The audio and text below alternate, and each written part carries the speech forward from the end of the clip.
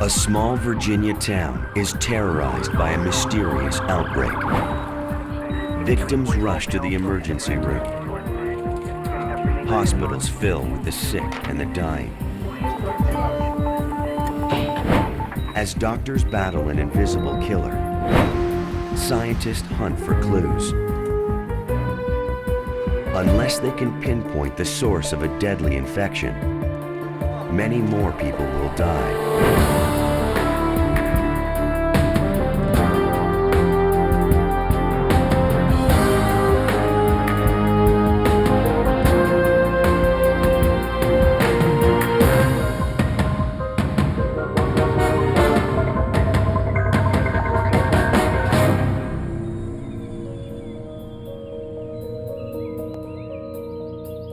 Some of the names in this program have been changed. Virginia's Blue Ridge Mountains are peaceful. It's a safe, secure place to live. But on October 14th, 1996, something went terribly wrong. At 9 a.m., 66-year-old James Linkous was rushed to the hospital from his home in Christiansburg. As his vital signs plummeted, his fever hit 105. If they didn't make it to the hospital soon, the elderly man would die. James was taken to Montgomery Regional Hospital, where he was stabilized.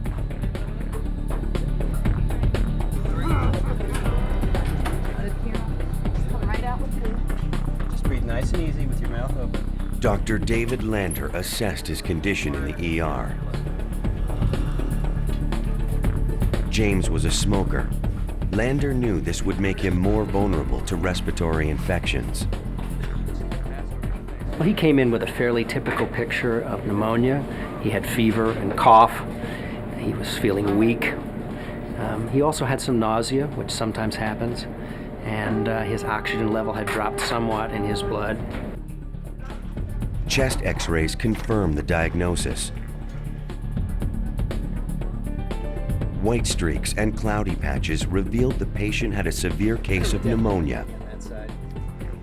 A large amount of fluid had built up in his lungs, making breathing difficult and painful. But x-rays alone could not show the truth. A vicious killer had already invaded the body of James Linkous. Dr. John White was on rounds when he received a page from the ER. As a pulmonologist, White specializes in respiratory disorders. He was about to take on the most complex case of his career. Hello? Hi, John. Dave Lander here. Yeah, I have a 66-year-old fella here. He's got pneumonia. His oxygen was 87. He's got a positive chest X-ray. Okay, that sounds pretty bad. I'll be right down. Christy, we got a bad To an pneumonia. experienced physician like Dr. White, the symptoms set off alarm bells. Pneumonia can range in severity to mild cough without even any fever, some mild shortness of breath and such, but can also kill you. It can be very severe. It can progress and involve multiple lobes of the lung until it involves an entire lung or even both lungs, and it can kill you by asphyxiation. Pneumonia is not a disease. It is a physical reaction to a larger problem. A patient can develop pneumonia from an infection, an allergic reaction, or even from exposure to toxic substances. At this point, there was no way of knowing what had caused James' pneumonia without performing a battery of tests. Just a little Linkous. This is the breathing medicine the doctor ordered for you. I want you to try to take slow, deep breaths on this. This goes right into the lungs. As they waited for results, a steroid treatment helped James breathe. It reduced the swelling and opened the bronchial tubes in his lungs. He was also put on antibiotics to fight any possible infection. His doctors weren't taking any chances.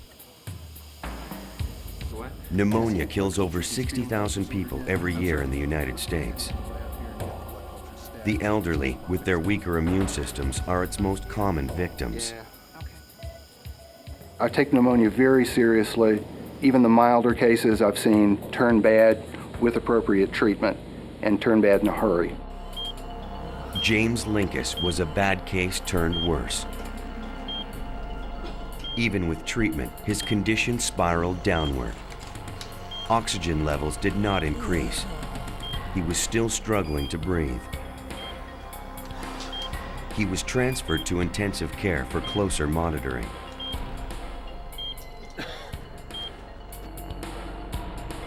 In the hospital lab, a technician analyzed the patient's blood.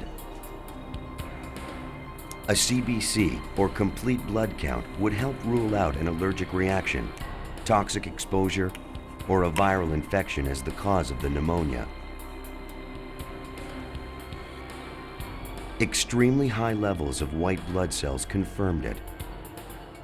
James Linkous had a bacterial infection, but the kind of infection would remain a mystery, with potentially deadly consequences.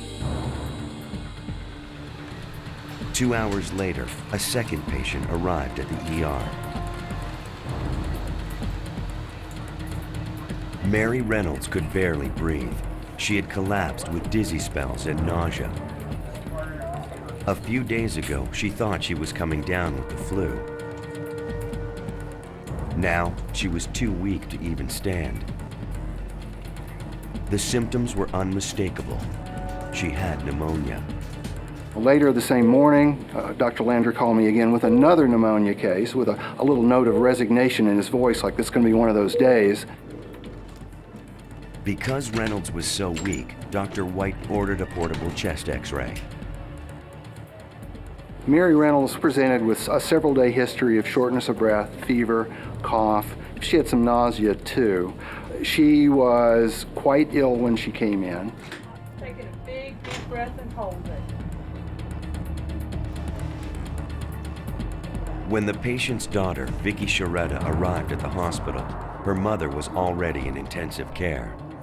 My father called me and said she had gotten worse. She was delirious and in pain of some kind. Very, very uncomfortable. Vicky was terrified. Her mother had always been a healthy and active senior. Now she could barely move.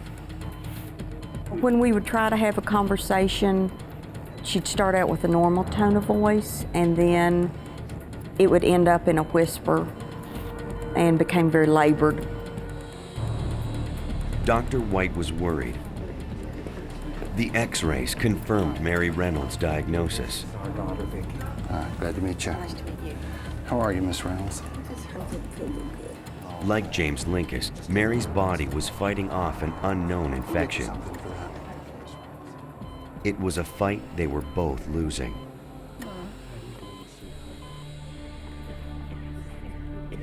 Within an hour, a third patient arrived at the ER. He was coughing uncontrollably.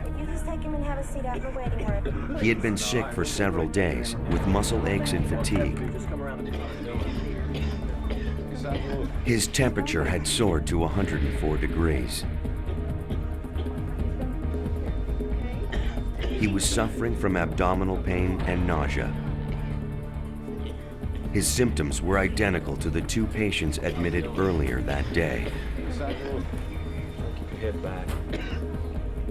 Pneumonia rates are highest in winter. Even then, the hospital might expect to see only one case a day.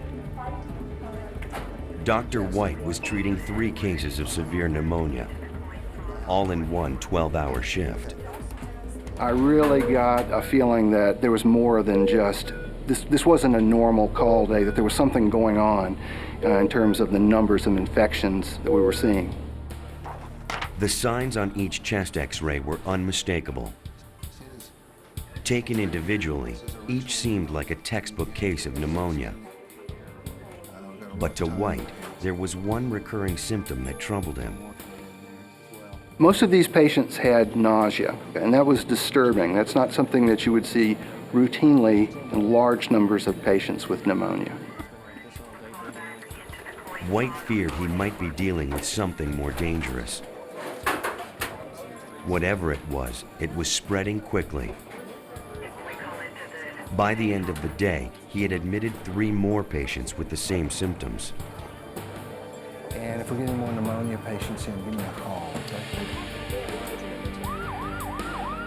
Throughout the night, White was alerted as 2 more patients were admitted to Montgomery Regional. The hospital had never seen this many pneumonia patients in one 24-hour period. James Linkous, the first of the patients, was deteriorating by the hour. He was sedated and could no longer breathe on his own. Dr. White was concerned. The sheer number of cases, as well as their severity, alarmed him. I became convinced that there was indeed an outbreak or something going on. Following procedure, Dr. White reported his suspicions to the health department. Hey, operator, it's Dr. White. Would you get me to the New River Valley Health Department, please? Katrina Watson is a public health nurse with the New River Health District. Katrina Watson? Her experience with epidemics told her something was very wrong in Christiansburg. Anytime there is an increased number of cases with respiratory illness, pneumonia, and no one knows what's causing that, and you have several cases, there's a possibility for community panic. There are families presenting in the emergency department. You don't know whether it will affect just children, whether it will affect adults. The last thing that you want is community panic. I'll call you back later. The pneumonia cases at Montgomery Regional Hospital were definitely out of the norm. She alerted Dr. Jody Hershey, director of the New River Valley Health District. His job is to track infectious diseases: measles, meningitis, influenza, AIDS, anything that spreads and spreads quickly. They were looking at the first troubling signs of an outbreak. This was the middle of October. It was not flu season. It was not what I would have expected to have been occurring at that time. So we got on the phones and we called other hospitals, we checked local doctors' offices, we checked regionally, and we found that in fact there weren't any other hospitals, doctors' offices that were seeing an unusually large number of pneumonias or upper respiratory tract infections. The cases pointed to one source, a single point of infection. But as Dr. Hershey knew, a group of cases at one hospital could easily grow into the hundreds, unless they could stop the source.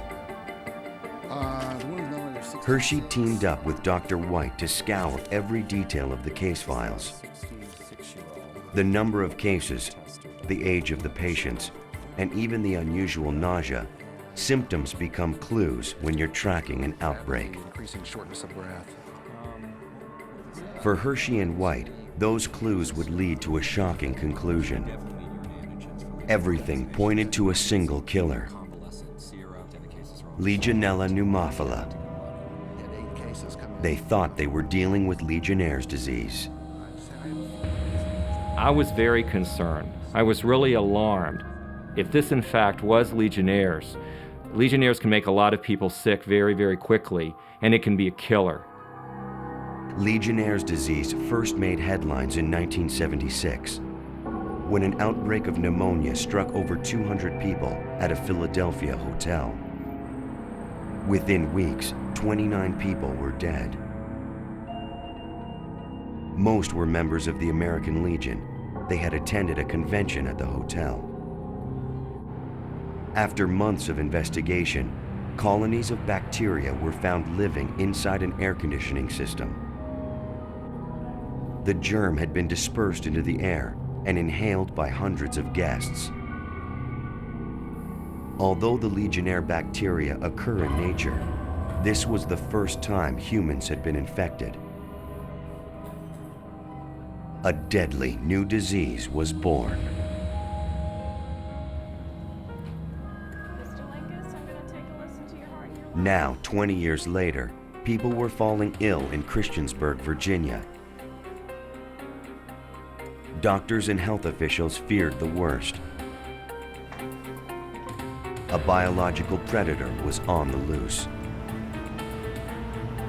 How many more victims would fall ill before they could find the source of the infection and stop it? In October 1996, doctors in Christiansburg, Virginia, battled a mysterious and potentially deadly outbreak. In just 2 days, 15 patients were rushed to the emergency room of Montgomery Regional Hospital. They each suffered from the same condition: severe cases of pneumonia. Now, Dr. Jody Hershey, director of the New River Health District, suspected they were dealing with something far more threatening: a possible outbreak of Legionnaires Disease. If they had Legionnaires pneumonia, we needed to know it.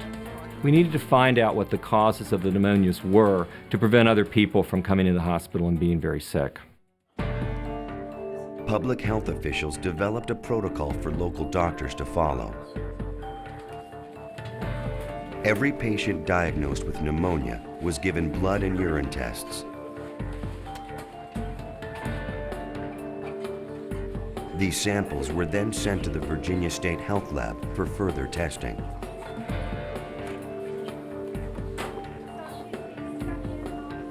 Mary Reynolds, one of the first patients to show symptoms, remained in very serious condition.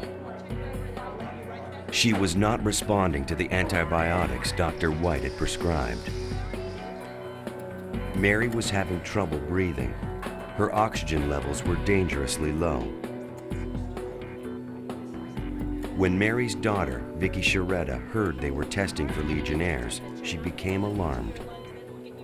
It was quite frightening because her progress was so slow. Then when the word Legionnaires popped up, it really got your attention. At the New River Health District, Dr. Hershey struggled to come to terms with an outbreak that was growing larger with each passing day.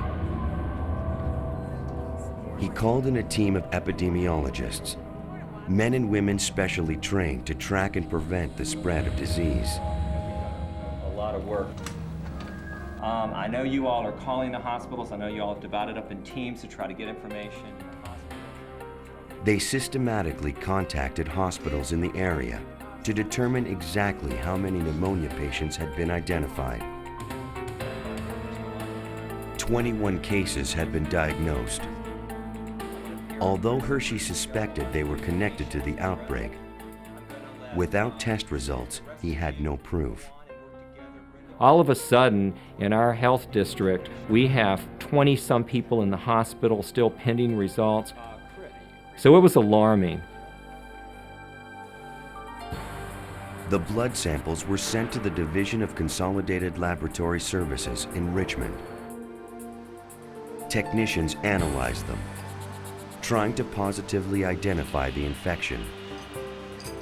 First, they processed the blood in a centrifuge to separate red and white blood cells from the serum. This is where evidence of potentially fatal bacteria would be found. The serum was then placed on a slide with a solution added to detect if the body had been fighting Legionella bacteria. Scientists viewed the slide under a microscope with an ultraviolet light. If Legionella were present, then antibodies to the bacteria would glow green. Researchers had their answer. 4 cases tested positive for Legionella bacteria.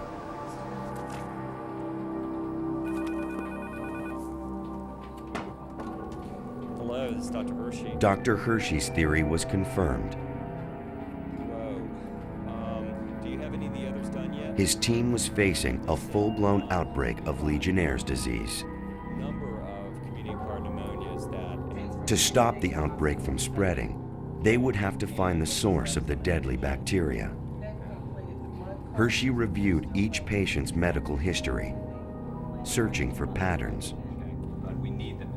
Although all of the patients lived and worked in the Christiansburg area, they had little else in common. If they hoped to find the source, Katrina Watson knew they needed more. It was very important to talk to patients because we wanted to find out if they shared any common experiences, because we wanted to make sure people did not continue to get ill. Teams of medical investigators were dispatched to area hospitals to interview patients.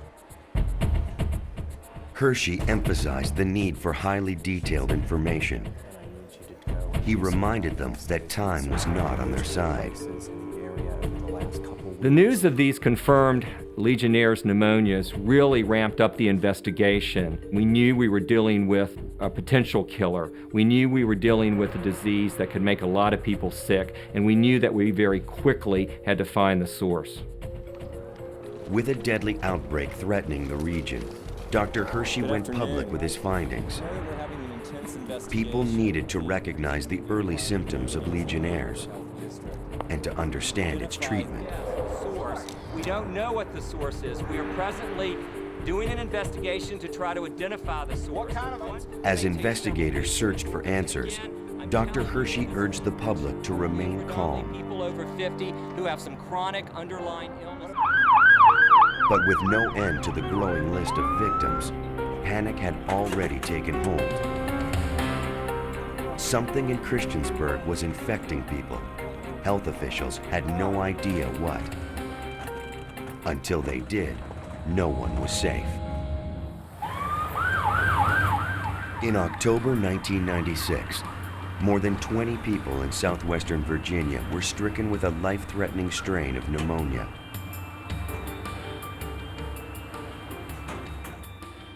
When blood tests confirmed 4 cases of Legionnaires disease, District Health Director Dr. Jody Hershey warned the public. The story was breaking news on every station.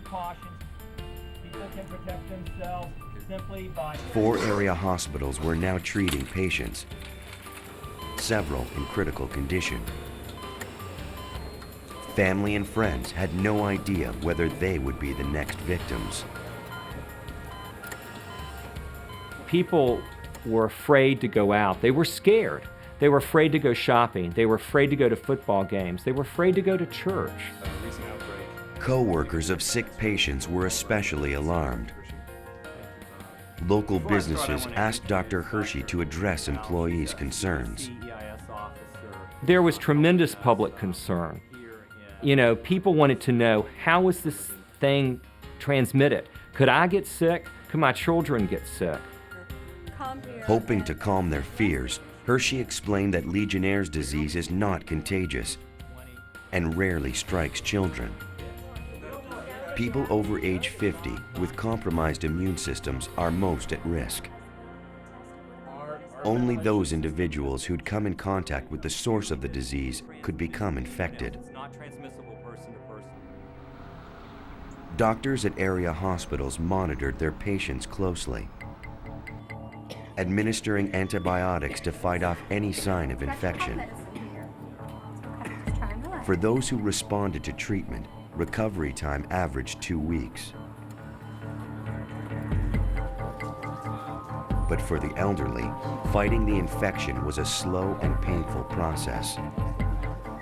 Mary Reynolds was one of the first patients to become ill. She had received supplemental oxygen and aggressive antibiotic therapy. Still, her condition continued to worsen. Mary's daughter, Vicky Sharetta, could only wait while her mother fought for her life. There was a point where we did not see any improvement in her health. Maybe on some particular days even worse than the day before. And I got scared. Each new patient in the region was tested for Legionnaires. The state lab was overwhelmed as they tried to process all the samples. Within days, the outbreak threatened to become a public health nightmare. And still, they had no answers about the source.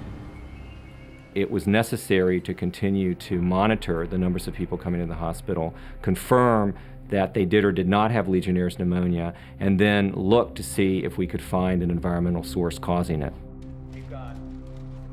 Finding the source was the only way to stop the outbreak. Based on a handful of clues, Dr. Hershey suspected it was located somewhere in or around Christiansburg. He just had to find where. Submitted on the 14th. Okay, Chris, which hospital? I've contacted Legionella bacteria live in or near water. Scientists have found it in fountains and along riverbanks. Normally, small pockets of bacteria are not enough to cause infection. But in warm, moist conditions, the bacteria multiply. If large numbers of the bacteria become aerosolized, it can become infectious and deadly. There was no alternative. Hershey's team would have to identify and test every source of aerosolized water in the region. It was a huge undertaking. Hershey called in an environmental specialist, Vic Markison. Markison is an expert at investigating potential environmental factors that threaten public health.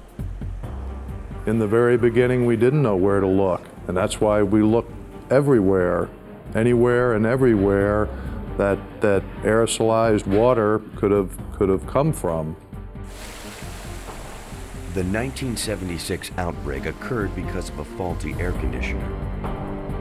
Markison began by inspecting all the coolant systems in the area. The bacteria can reproduce quickly in a coolant system that is not properly maintained. We were looking for water that contained the Legionella bacteria. As that water became aerosolized, people would inhale it, and that's how they contracted the disease.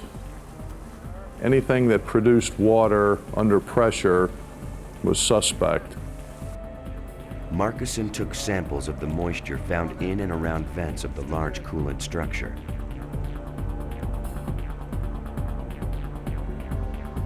The samples were sent to a lab for testing.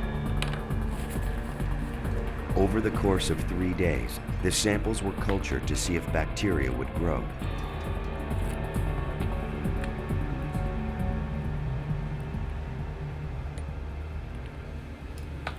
The results were disappointing. All of the cultures were free of Legionella. Still, Dr. Hershey was certain the source was in Christiansburg.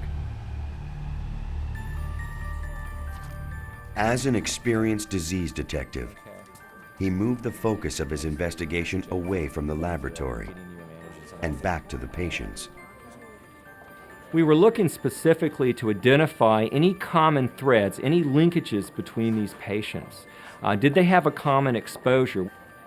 We were looking for a common environmental source. And if we could identify that common environmental source, then we could go in and hopefully find a pinpoint location within that source and then stop it, prevent further transmission of the infection. Dr. Hershey brought in health officials from all over the state to administer a detailed questionnaire. They needed to know where the victims lived, where they worked and shopped, and how they spent their free time. We had to know what was going on, where those patients had been in the 2 weeks prior to getting sick. And even though it was challenging because those people were very, very ill, we knew we had to ask the questions. We had to ask the right questions so that we could get to the bottom of what was going on.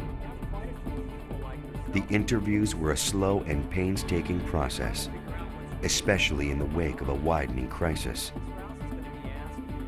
But team members like epidemiologist Betty Rouse refused to give up.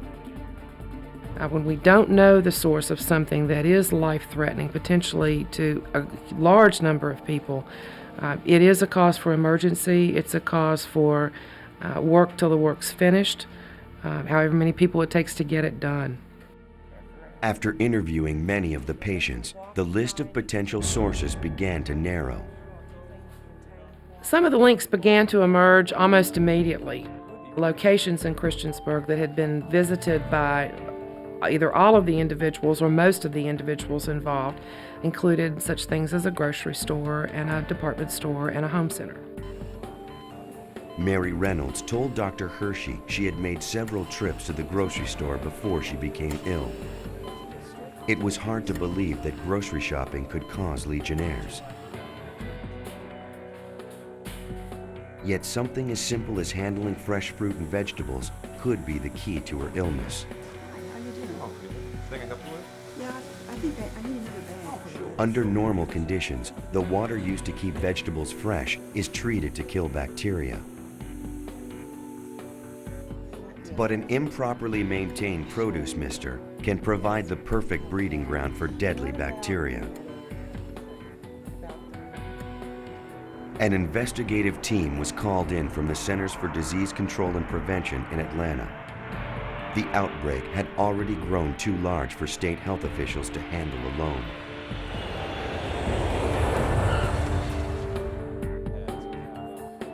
The CDC is the lead federal agency for investigating and preventing outbreaks. Their job is to track and stop deadly infectious diseases. First, they were briefed by Hershey's team of doctors, nurses, and public health officials. Next, they would inspect each of the locations. They were looking for water or for anything that could create enough water vapor to spread the disease. Of the 3 possibly contaminated locations, the grocery store seemed the most likely. Investigators went there first, looking for signs of fine water vapor, which could be inhaled and cause sickness. They were most interested in water droplets found on a produce mister and on the vegetables sitting below. Misters had tested positive for Legionella in the past. Samples would be rushed to the CDC lab in Atlanta for analysis. It would take 3 days to determine if the bacteria in question were present. Dr. Hershey moved on to a department store, the next location on their list. He told stunned employees he needed to take water samples from their bathrooms, their water fountains, and from the central air conditioning unit. We've been talking with Dr. Jody Hershey from the New River Health District, and we've been talking about Legionnaires disease. As the hunt for the bacteria continued, the public demanded information. All right, we do have some phone calls on the air. We'll go ahead. Good morning, you're on the air. Yes, my boyfriend has a really bad cough, and I was wondering, is that a sign of the Legionnaires disease? Everyone who had a cough or a cold was terrified they had Legionnaires. Hershey did his best to maintain calm and explain the facts about the disease. You know, the common symptoms, as we were talking earlier. Despite his efforts, fear swept through the community.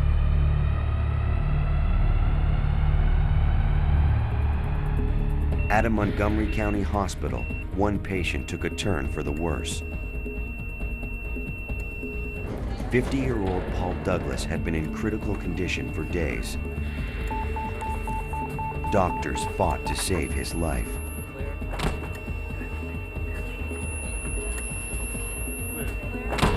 But on Sunday, October 27, 1996, Virginia's Legionella outbreak claimed its first fatality.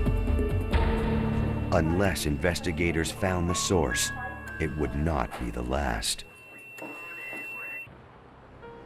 Good morning, I'm Christine McKinnon with WFNR Continuing News. Health officials have confirmed a patient diagnosed with Legionnaires disease who was in critical condition has died. A deadly outbreak of Legionnaires disease terrified a small Virginia community in 1996. With the help of the Centers for Disease Control and Prevention, District Health Director Jody Hershey was desperately trying to locate the source of the outbreak before the bacteria claimed more lives. It had been 2 weeks since the first patients with pneumonia-like symptoms were rushed to the emergency room at Montgomery Regional Hospital. One of the first patients to contract the disease, Mary Reynolds, was still being closely monitored. For her daughter, Vicky Sharetta, the waiting was painful. She didn't look like my mother. She was sick. She was very sick, and I had no idea that Legionnaires made you that ill. Of the nearly 25 people who had been diagnosed with pneumonia, Dr. Jody Hershey now had 15 confirmed cases of Legionnaires disease. A team of doctors and public health officials worked day and night to pinpoint the source of the infection. They had narrowed their search to 3 principal sites: a grocery store, a department store, and a home improvement center. Samples taken at both the grocery store and the department store turned out negative. This left one probable source for the infection. The home improvement center was really looking like it was the possible source of the infection. So we sent a team into the home improvement center, and we identified and pinpointed any sources of water vapor there. Investigators scoured every department of the home improvement center. In the garden area, they tested hoses, a sprinkler system, and a decorative fountain.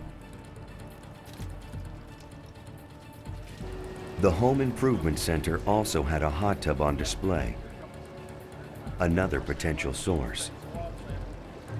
In the past, hot tubs had been responsible for outbreaks of Legionnaires disease across the U.S. Bacteria are usually found in the filter. Environmental specialist Vic Markison examined the hot tub. We had initially gone to where the hot tubs were on display and sampled the water, tested the temperature, identified the disinfectants that were in the water. All right. Are you ready? The closer investigators looked, the more they were convinced the hot tub was at the center of the outbreak. None of the store employees had gotten sick, but most of them were young, with immune systems strong enough to fight off the toxic bacteria. Older customers weren't as lucky. To prevent more people from becoming infected, the hot tub was covered until the water could be analyzed.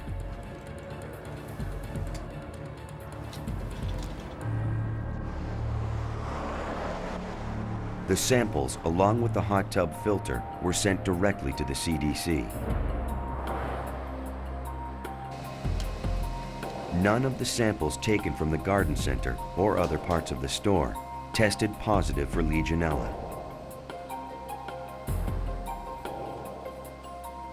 That left the hot tub filter. The filter was rinsed with purified water, forcing any bacteria out. The water was then passed through a specialized filter to collect the bacteria. Once isolated, it could be cultured. Dr. Barry Fields at the CDC's Division of Bacterial Diseases performed the test. We'll put this on our media that we use to grow the organism and use a dissecting microscope to look for growth that's characteristic of Legionella. A positive test result would not only confirm the presence of Legionella, but the exact strain. That information would be the key to unlocking the mysterious outbreak. When the test was completed, Dr. Barry Fields contacted Hershey with the results.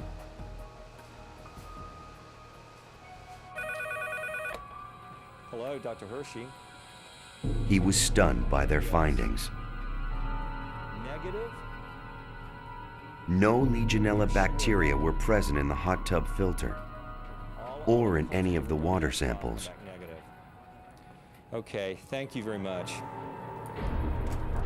With people still getting sick, it was a huge setback. State and federal health officials knew they were racing the clock and getting nowhere fast. We were frustrated. We were disappointed. We had spent a lot of time testing. We had spent a lot of time in interviews, and it had pointed to the Home Improvement Center. Hershey and his team pressed on. Despite the negative tests, the director was still convinced the Home Improvement Center was the source. His instincts told him that if the bacteria wasn't in the hot tub, then it had to be somewhere else in the store. They just had to find it. Public health officials launched a case control study. By comparing the movements of both sick and healthy people throughout the store, they would be able to pinpoint the exact location where the victims became infected. State epidemiologist Betty Rouse located subjects for the study. What it basically involves is finding controls, that is, individuals who themselves were not ill, that matched the cases very closely by age, by sex, and by medical condition. After scouring thousands of medical records culled from local doctors' offices, epidemiologists had a list of names. Frightened by reports of the outbreak, the public was eager to help. Members of the community submitted to a long and detailed interview. Those who had shopped at the home improvement store were asked more specific questions. When and how long did they shop? What departments did they visit? Many of the healthy people told the same story. They recalled being in the store in the weeks prior to the outbreak. They hadn't been anywhere near the hot tub display. And they were in and out of the store in less than 30 minutes. But people who had contracted Legionnaires spent over an hour in the store. They had all shopped in the area near the hot tub display. The study supported the Virginia health officials' theory a hot tub was responsible for the outbreak. But scientists at the Centers for Disease Control and Prevention could find no evidence. Nothing in the Home Improvement Center tested positive for Legionella. Still, after 3 weeks of searching, investigators were convinced they were on the right track. They needed proof, and they were running out of time. In 1996, health officials in Christiansburg, Virginia, struggled to find the source of a deadly disease. The bacteria Legionella had already killed one victim and left 15 others fighting for their lives. The most likely suspect was a hot tub display in a local home improvement center. But when test results came back negative for the bacteria, even the experts were baffled. Dr. Jody Hershey and his team of investigators worked on. We refused to give up. All links and all instincts pointed to the fact that the hot tub was the source of that outbreak. We went back in to the Home Improvement Center and furthered our investigation by talking to staff. Follow-up interviews are a key part of any investigation. Often, witnesses remember more details over time. The store manager recalled something he'd forgotten to tell investigators during his first interview. After checking his records, he remembered that there were originally 2 hot tubs on display. One had been dismantled just 3 weeks earlier and sold to an employee. Health officials rushed to the employee's home. The second hot tub could have been the source. But if the employee had cleaned the tub or discarded the filter, they might not find any sign of the bacteria. They were in luck. The owner had not washed the hot tub or set it up for use. All of the parts were there. It had been sitting for 3 weeks. If the filter had dried out, there would be little chance of finding any traces of Legionnaires' disease. Remarkably, the filter was still slightly moist. It was shipped to the CDC labs in Atlanta.